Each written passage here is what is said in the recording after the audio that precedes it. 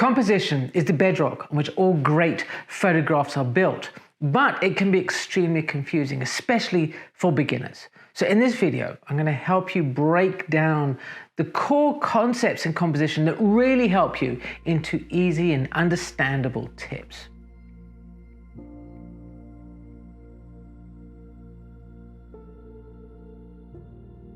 How's it? The problem with composition in photography is that because it is a system that has evolved over centuries to help visual people create images that seem to just hold themselves together, there have been a lot of rules and ideas and formulas and theories that have built up over time about how to actually achieve this. I'm reminded that when I was a student, I used to go to sort of underground alternative clubs, and the DJs there in that dark, smoky environment would always play the most, let's say, avant-garde, music, because they were trying to show how much they knew. And often education about photography falls into this trap that people talk about composition and they don't want to just cover the basic grounds again. They want to show how much they know. So they talk about golden ratios and all that kind of stuff that just ends up confusing the person who just wants to understand how to create an image that feels harmonious.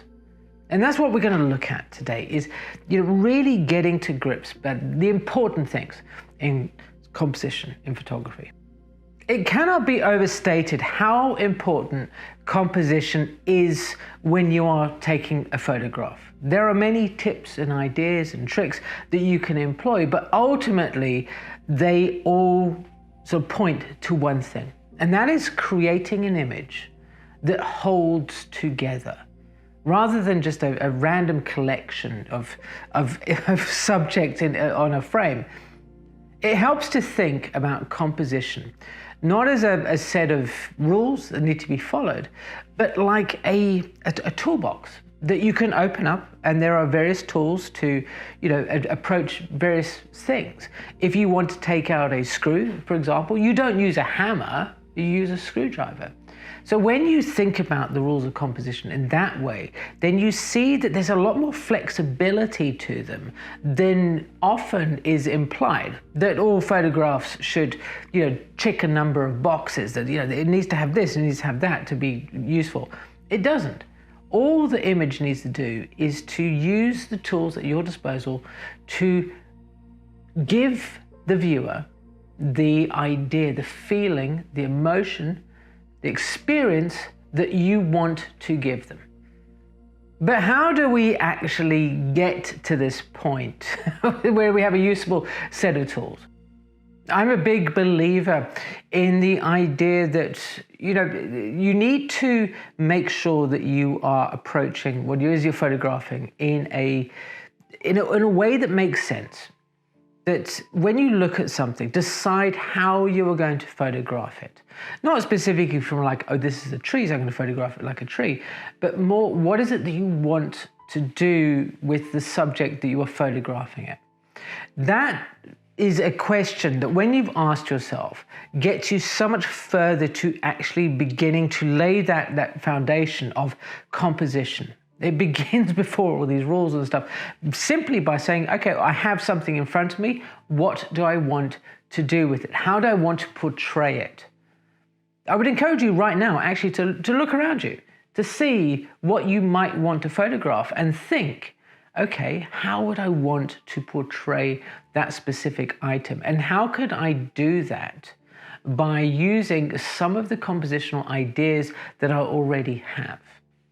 It's quite possible that at this point you have asked yourself, but what is good composition? What is a composition that works? And the answer is actually surprisingly simple. It is really just to follow your gut. When I'm out taking photographs, I don't look around and take a picture, and I photograph on my phone quite a lot actually, so it's a very quick process. I look at, see something, I take a picture of it, and I kind of go, does that feel right? I'm listening to my gut, I'm trusting my intuition. When you start learning some of these approaches, some of the tools that you are going to get throughout this, when they start speaking to you, when they become intuitive, then you're going to rely on your gut a little bit more. It's a weird little process, but think about all the things that you do in your day-to-day life that you don't even give a second thought to. When you learned how to write, it was tricky. You had to learn all sorts of things. But now, you just write without even thinking about it. Walking, it's the same thing. You're going to understand, the more that you look at these rules, the more you think about them, that the more that they're going to become second nature to you. The best composition is one that feels right. That also includes breaking the rules. If you want to break the rules in composition, do so if it feels right for you. But whatever you do when you break those rules, break them with conviction, right? Don't just make a little mistake. Leap into it. Own that breakage. Something that doesn't often get really discussed, I think, enough in composition is lighting. Lighting can impact the mood, the feel of a photograph. And it is extremely important that you have lighting under control, that you understand how it affects the way that an image looks. Light itself can be a compositional element, and the way that it reacts to the subject or the thing that you're photographing also will change the composition. If lighting is very harsh, if it's middle of the day, it's going to give you lots of shadows, lots of angular things that you can turn into lines and framing and all those kind of effects that we can we can employ in guiding the viewer's eye around a photograph. We're going to get on to somebody later on who is an exceptional exponent of doing this. But how do you find all these things that are there in front of you, just waiting for you to use? Last year, I made a video about the squint method, and it is such a helpful idea. When we're confronted with loads of things, it's like how to break down a scene into those lines, those shapes, all the elements that can help us build a composition that is pleasing to us and the viewer. And the squint method, very basically summed up, is that you either squint or you just kind of squint. So everything is broken down into blurs, indistinct shapes. If you're not able to do that, and this is a wonderful tip actually, I said in the comments of the previous video, was that you just defocus your lens. Look through your lens and defocus it so everything becomes a blur. See what stands out. See the points of interest that are there in front of you, and how you can then use them to balance out a composition, how they could move around. The tip we looked at earlier, your lighting, same sort of thing. If you defocus the lens, you're going to see the light and the shade without any of the distractions that are around you.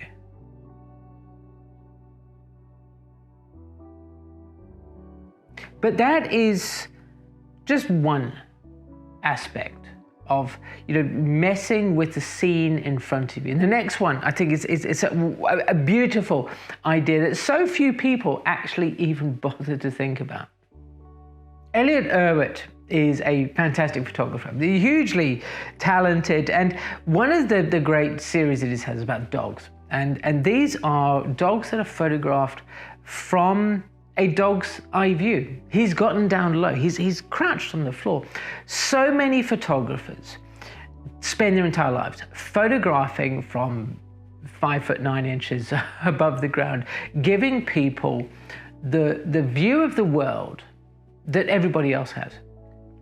As a photographer, when you start playing with perspective, when you start changing your viewpoint, you are encouraging the viewer to experience the world in a different way.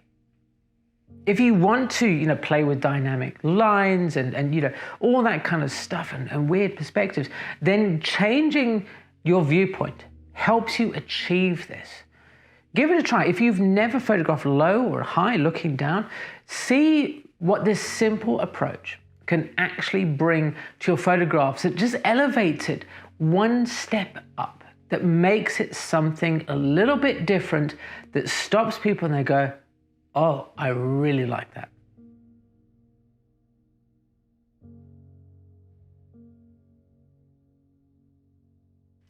I mentioned earlier at the beginning of this video that composition gets a bit of I suppose, a bad rap. Either it's too simple or it is overly complicated. And my advice with all of this would be that whenever you are thinking about trying to work on your compositions is to keep it simple. Don't get overly complex, thinking that you have to have a rule of thirds, then some leading lines, then all of these things collected together. I always like cookery analogies. And one of the things with that is that if you have millions of ingredients, some of them are going to get lost. You've overcomplicated the dish. When you talk to chefs, you listen to the great chefs talk, they talk about simple dishes. Simple dishes are the best because you just allow one or two ingredients to shine. And think of the same thing within your compositions. You don't need to have, oh, look at this, golden ratios and Fenerbahce stuff and all those kind of things. Just use the elements, the tools at your disposal in a simple, easy to understand method that communicates clearly what it is that you want to achieve with your photograph.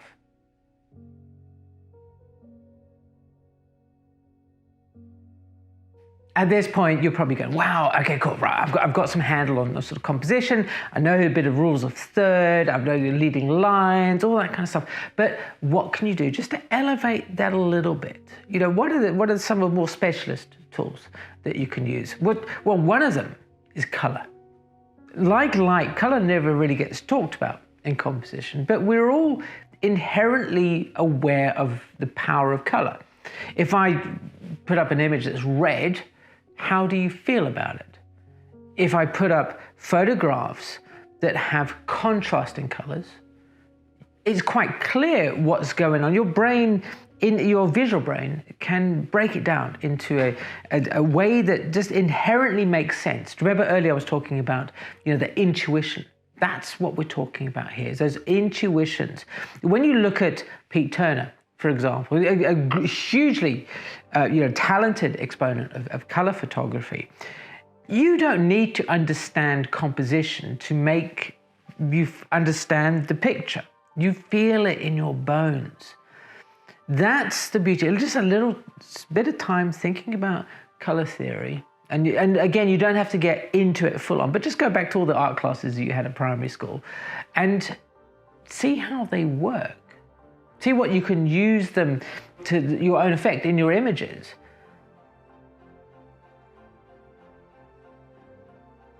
Then you come into something like balance. Balance is that idea that if you have something in your photograph where everything's off to one side, then the image feels like it's just going to tip over, all right? That's probably the simplest way of explaining it. But if you balance elements, making the eye, feel like the image wants to just sit and not fall over, then that goes a long way to creating a harmonious kind of feel. Of course, the opposite is true. If you want to have a disquieting or an unusual, sort of disorientating sort of feel to your images, then make your composition unbalanced. That, again, we talked about the ideas of, you have these rules, but break them. If you want to, you don't need to follow them. Unlike the tool idea that we had, where everything has a specific purpose, think of it in a one step up, that each tool has a purpose, but then it has an anti-purpose as well. See how you can, see what you can think about that. If you let me know in the comments about some of the ideas, the anti-ideas, especially that you can employ in creating, compositions that have a certain effect, I would love to hear them. Now, earlier we talked about a photographer who used light shade, color, all these things in a spectacular way. His name is Alex Webb, and he is a master of a number of compositional techniques. But the one that I would like to share with you now, which is quite an advanced technique, is the ideas of layering. So in layering, we have a concept that the frame, the image, the photograph is broken up into elements that stretch away from the viewer. So let's say a foreground, a middle ground, and a background. And this gives your photograph a bit of depth. Not quite the same as the depth of field, but more of an emotional depth, a narrative depth, if you want to call it that. Again, without making it sound like it's too sort of like too educational. Educational, what a terrible word, because of course it's educational. I meant too kind of like like highbrow sort of stuff, like making it all sound like it's fancy pants, right? So there's this layering that we have. There's basically the way you can think about it is you have an image where there's something going on in the foreground, there's something going on in the middle ground, and there's something going on in the background. And all of those things tend to link together. They enhance each other, they support each other, they give context to an image.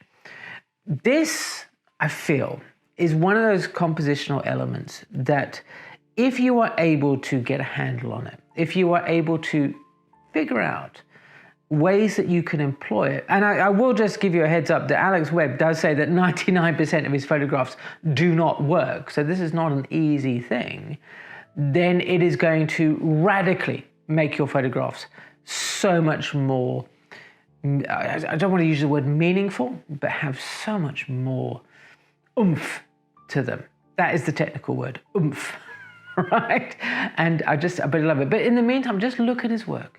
See what sort of compositional aspects that we've talked about that he is employing.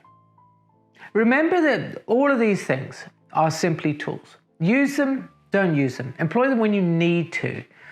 That goes so far to making composition in photography so much easier to understand.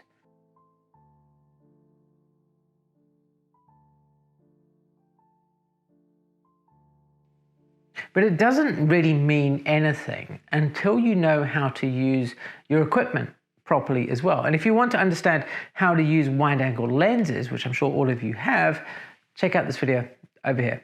Thank you ever so much for watching, and I will see you again soon.